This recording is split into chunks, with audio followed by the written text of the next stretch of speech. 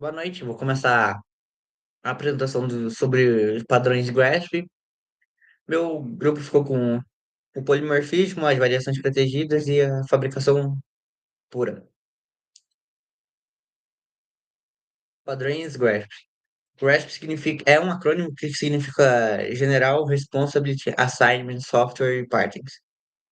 Vamos começar falando da sua história. Ele foi criado por Craig Lerman no livro Apply UML and Partings de 1997. Ele se tornou uma referência muito importante na engenharia de software orientados a objetos e ele auxilia no design de softwares robustos, reutilizáveis e fáceis de manter. Ele atribui responsabilidades aos objetos em um sistema orientado a objetos. Seu objetivo principal, eu já disse no último tópico, que é auxiliar no design de softwares robustos, reutilizáveis e fáceis de manter. Esses princípios oferecem diretrizes para resolver problemas comuns de design e são fundamentais, frequentemente usados em conjunto com outros padrões de design, como a Gang of Four.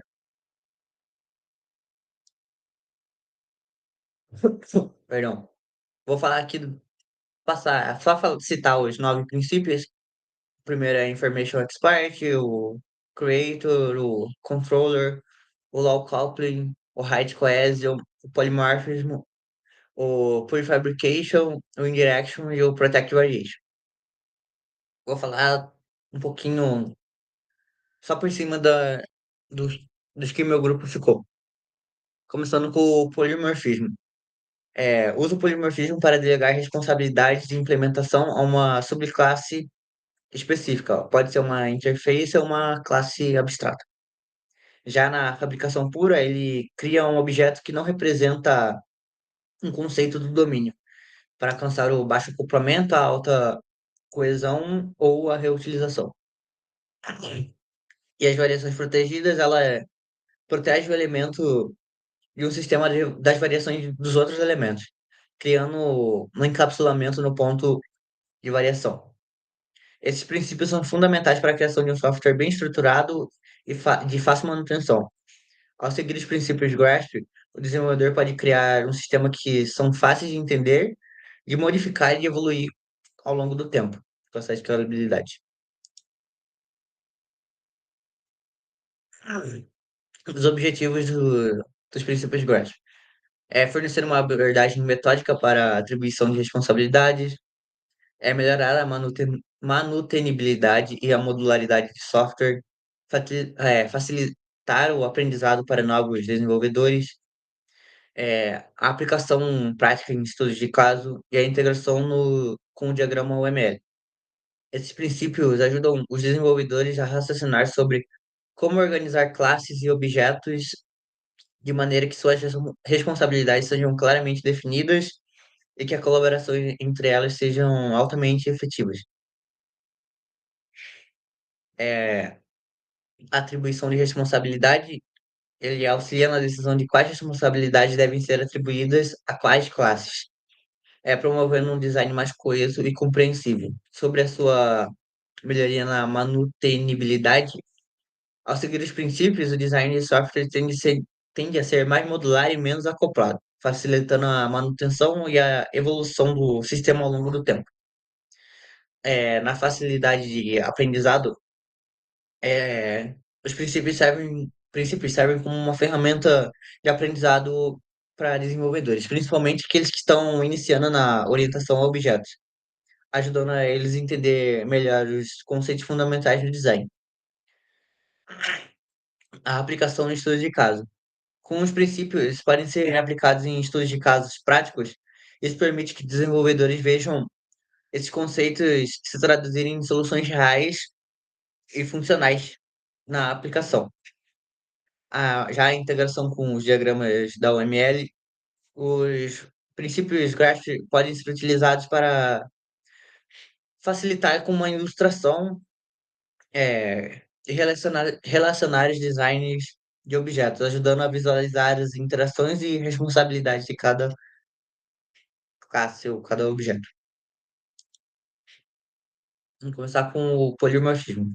Coloquei aqui a definição, os pontos da definição, que é permitir diferentes classes sejam tratadas como uma instância de uma classe comum e um método único opera em diferentes tipos de objeto. Geralmente através de uma interface ou classe base, eles vão poder ser tratados em uma instanciados de uma classe comum. Isso significa que o método pode se operar em diferentes tipos de objetos dependendo de seu contexto. Seu objetivo é tornar o código mais flexível e extensível e evitar lógicas condicionais complexas. Em vez de usar uma lógica condicional como um if, else ou até mesmo um switch case, o polimorfismo permite que o comportamento de um objeto seja determinado pela sua classe real em tempo de execução. E aplicações do polimorfismo. A redução de condicionalidade, que vai manter o código mais limpo e fácil de se manter, e a extensibilidade, que novas classes vão poder ser adicionadas sem modificar o código já existente. Isso vai ajudar a não criar bugs no futuro, conforme seu código for aumentando o tamanho dele. Eu coloquei aqui os coelhinhos porque na biologia também tem um conceito de polimorfismo, que é basicamente para definir a cor da pelagem. Vou começar aqui com uma má prática usando lógica condicional. No caso, vai ser o switch case. Perdão. Tudo é feito dentro da classe coelho. Ela tem um campo cor, que é definido através do seu método construtor. E o método mostrar cor é uma estrutura switch para retornar a cor do coelho. O método mostrar cor é um método que verifica a cor do coelho e retorna a mensagem correspondente. Se a cor não for encontrada, ela retorna a cor desconhecida. É, no método principal, cria uma instância da classe coelho com diferentes cores que chama o método mostrar cor para cada instância, exibindo sua cor correspondente e é printada aqui no console. Como a gente instanciou com um novo coelho com uma cor branca, ele vai dar aqui no console esse é um coelho branco. E assim por diante, conforme o coelho, com cinza, com preto e com rajado.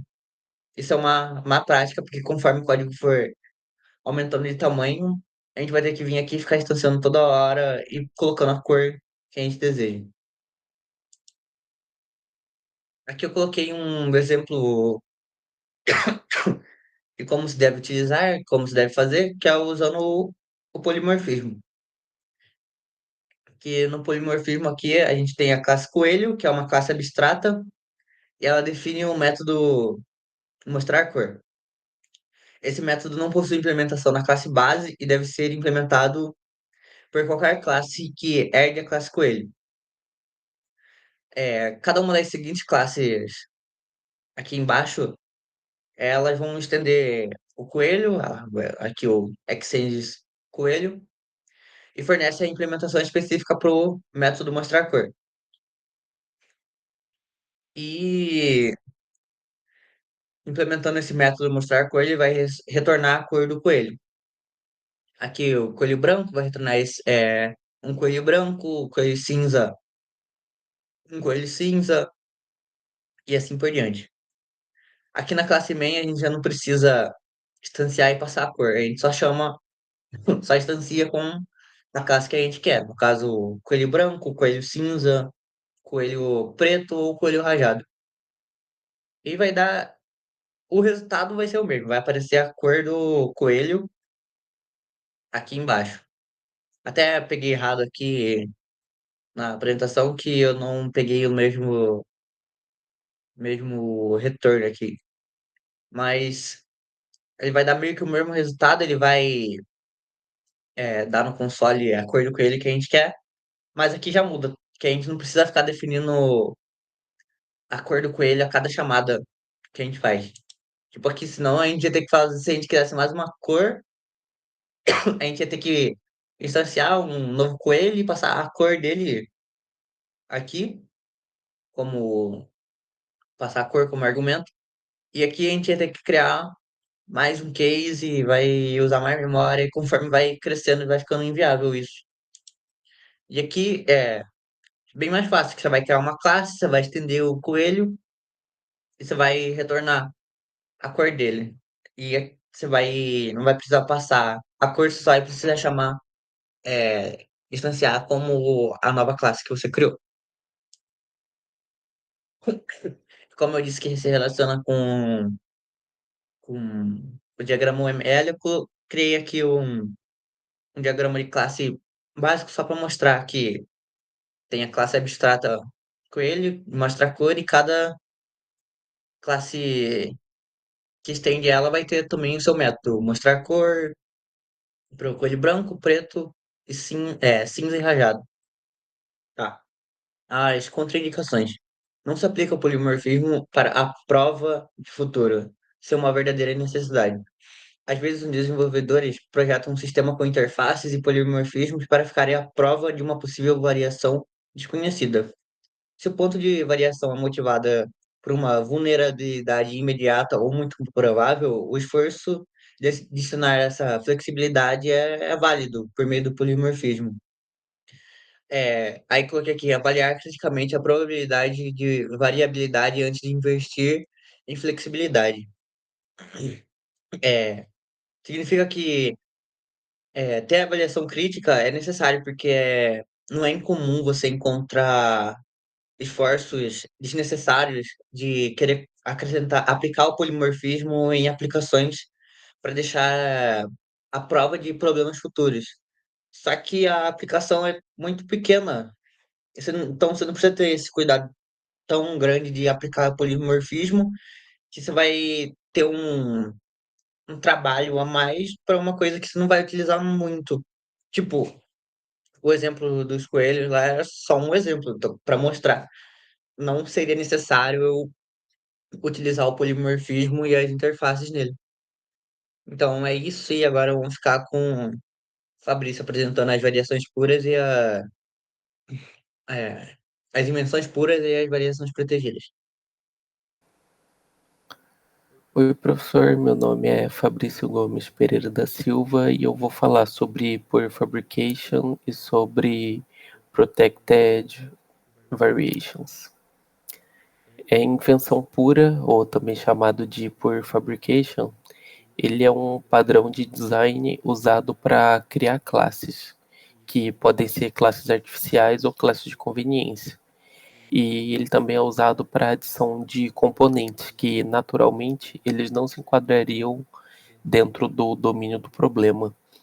Porém, eles são necessários para o código ter uma boa estrutura, como, por exemplo, para melhorar a coesão, para reduzir o acoplamento. E ele também é muito usado para melhorar a manutenção do software, fazendo ele ter um design mais flexível e reutilizável. E, bom, o objetivo dele é manter a coesão sempre alta, reduzir o acoplamento, facilitar o reuso e apoiar a flexibilidade.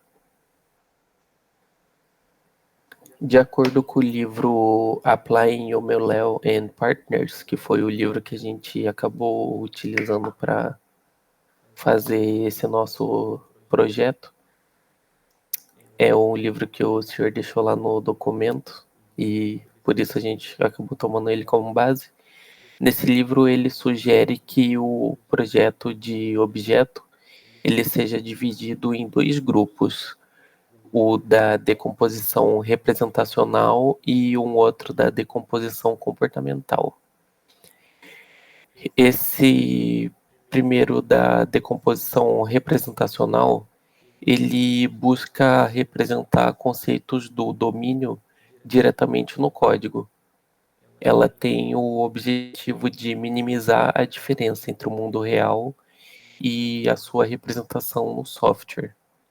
Uma representação direta dessa decomposição pode ser a modelagem de classes e objetos que correspondem diretamente a entidades do mundo real, como por exemplo quando você nomeia um objeto ou uma classe com nome de venda, cliente, produto. Já que na decomposição comportamental, o foco dela é a separação por responsabilidade e pelo comportamento em classe, que você acaba agrupando funcionalidades específicas. Ou seja, cada classe ela vai acabar sendo responsável por um conjunto definido de funções ou de atividades que tenham alguma funcionalidade relacionada. Esse método de decomposição tem como objetivo ajudar a garantir que cada classe tenha um único propósito claro e coeso, facilitando a manutenção, a compreensão e a evolução do sistema.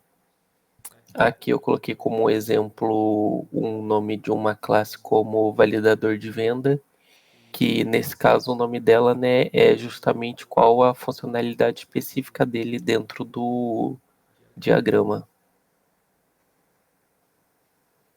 Aqui nós temos um exemplo onde nós temos 4 classes que, segundo o padrão especialista, nós poderíamos ter apenas 2 classes, a classe pedido e a classe cliente, já que elas são as classes principais.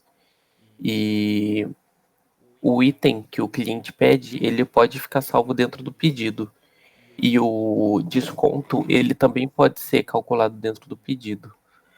Porém, nós podemos considerar que essas tarefas elas exigem um número relativamente grande de operações dentro do banco de dados. Desse modo, a classe pedida ela acaba ficando não coesa. Então, dessa maneira, é necessário que a gente crie mais 2 classes. Nesse caso, a classe item, que a nomenclatura dela é de acordo com a decomposição representacional, que o nome dele é item, é algo que existe na vida real, e a classe calcular desconto, que a nomenclatura dela é de acordo com a decomposição comportamental.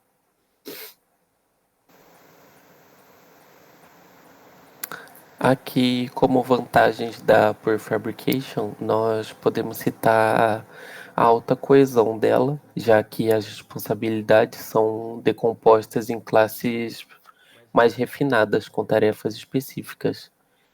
Tem um maior potencial de reuso, já que as classes refinadas podem ser reutilizadas em outras aplicações. Ela permite isolar preocupações técnicas e de infraestrutura, como persistência de dados e comunicação com serviços externos, em classes mais específicas. Isso mantém as classes do domínio focadas nas suas responsabilidades primárias. E ela é também de fácil manutenção, é mais fácil para implementar sem impactar diretamente as classes do domínio, e elas podem ser isoladas, elas podem ser testadas isoladamente. E o que isso significa? Que isso facilita na criação de testes unitários e testes de integração do seu sistema. Aqui tem um passo a passo de como implementar a Prefabrication em algum projeto seu. Primeiramente, é necessário você identificar uma responsabilidade que não está se encaixando bem em nenhuma das classes já existentes no seu modelo domínio. Daí você cria uma nova classe que não pertence ao seu modelo domínio, mas que ela vai ser responsável por essas responsabilidades da classe que você identificou que está faltando no seu projeto. Depois disso, você define os métodos e os atributos que são necessários para ter nessa sua classe fabricada, para ela conseguir cumprir as suas responsabilidades. E por último, você refatora o código existente para delegar as responsabilidades para a nova classe fabricada. Isso acaba melhorando a coesão e reduz o acoplamento entre as classes do domínio. Aqui é uma implementação da invenção pura mais real, onde a gente pode pensar em uma locadora de filmes que ela tem a necessidade de calcular multas por atraso. E a gente sabe que, seguindo o nosso passo a passo, né? O nosso primeiro passo foi identificar a necessidade da calculadora de multa. E em seguida a gente vê que isso não pertence nem ao cliente, nem ao funcionário e nem ao filme. Então é necessário a gente criar a nossa classe chamada calculadora multa. O terceiro passo é a definição de métodos e de atributos. Então aqui a gente acaba colocando que a nossa nova classe ela vai receber o número dos dias de atraso e vai retornar o valor da multa. Depois disso, de você ter feito a sua classe, você precisa apenas inserir essa nova classe dentro do seu diagrama. Aqui são as contraindicações ao utilizar o Poor Fabrication, que são uso excessivo por iniciantes, porque essa é uma abordagem bem comum, uma das que as pessoas mais utilizam. E quando você é um iniciante, já que você não tem muita experiência, você pode não estar acostumado a organizar um software. Então ele pode acabar ficando muito grande, você pode acabar criando problema em lugares que não tinham necessidade. Outro ponto de contradição é o desequilíbrio que ele tem com o padrão especialista, já que o padrão especialista ele tenta comprimir ao máximo. Já o Por Fabrication, ele sempre está pedindo para que você crie mais objetos. A passagem excessiva de dados, que pode até ter um impacto no desempenho do seu software, devido à sobrecarga de chamadas de métodos e ao gerenciamento adicional de objetos. O seu design também pode acabar ficando sobrecarregado, porque o Pure Fabrication em excesso, ele acaba criando um design excessivamente fragmentado, onde o número de classe e a quantidade de delegação se torna difícil de gerenciar e de compreender. E na maioria dos casos,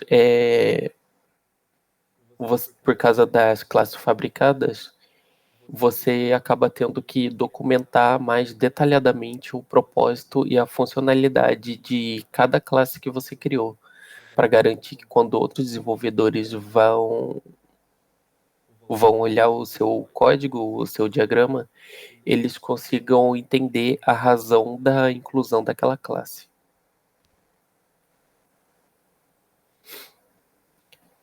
Agora aqui falando sobre as variações protegidas, bom, elas são um princípio de software onde elas buscam minimizar o impacto de mudança dentro do sistema. Ou seja, ao invés de você modificar diretamente no código alguma parte, você vai criar abstrações e interfaces, fazendo com que o sistema se adapte a outras necessidades e outros requisitos, para você não ter que afetar o restante do seu código. O objetivo dessa variação protegida é justamente o isolamento das mudanças. Ele consiste em você identificar as partes que estão sujeitas a mudanças e você fazer alterações previamente, para que essas alterações não sejam necessárias. A manutenção ela acaba ficando mais facilitada, já que ao fazer uma alteração em uma parte do código, ela vai acabar não atingindo uma outra parte dele. O código também fica sendo mais flexível, já que o sistema ele deve se adaptar facilmente a novos requisitos e funcionalidades. Ele facilita a reutilização do código, pois as abstrações e as interfaces permitem que vários tipos de implementações possam ser feitas ou ajustadas sem ter que alterar outra parte do seu código. E, por último, tem a redução do acoplamento entre diferentes partes do sistema.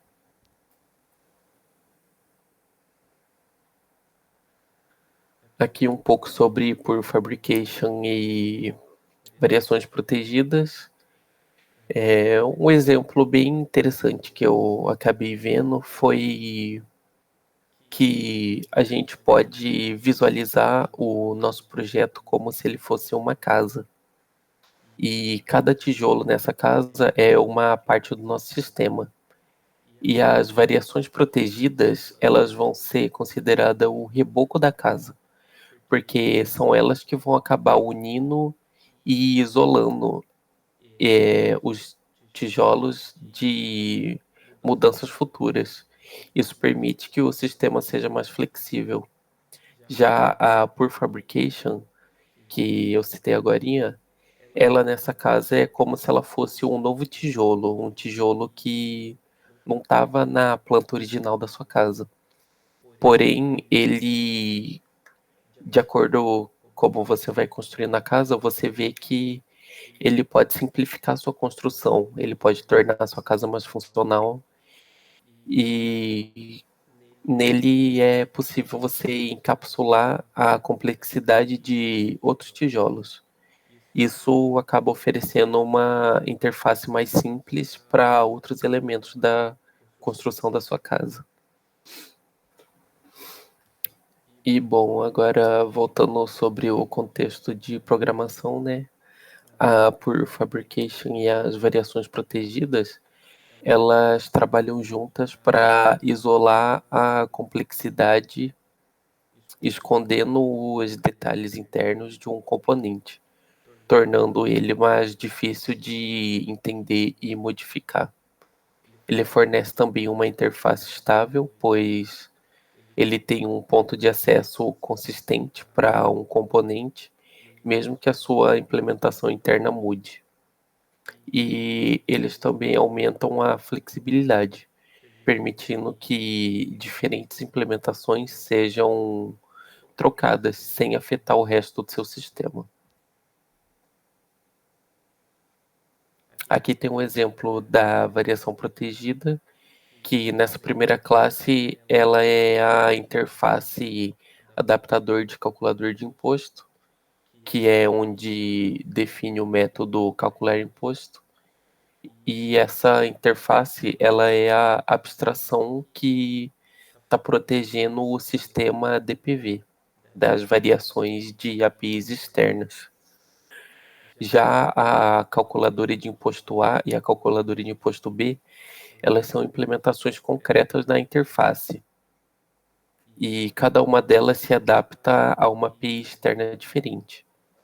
E enquanto isso, o sistema DPV é a classe que está utilizando um adaptador, que nesse caso é o adaptador de imposto, que ele vai ser usado para calcular os impostos. E o sistema DPV ele acaba interagindo com o adaptador de calcular imposto, que é a interface, permitindo a troca de implementações sem impactar o resto do seu sistema.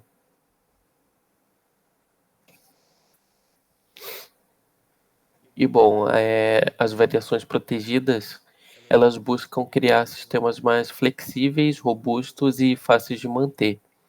Ao isolar as partes de um sistema que são mais propensas a mudanças, as variações protegidas oferecem uma série de benefícios, como, por exemplo, o aumento da flexibilidade, porque dessa maneira a integração de novas tecnologias ou de frameworks são mais facilitadas, já que não vai impactar significativamente o restante do seu sistema.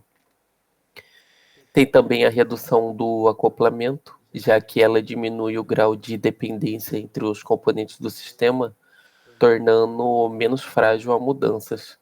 E também é legal lembrar que é permitido que essas alterações sejam feitas em apenas uma parte isolada do sistema.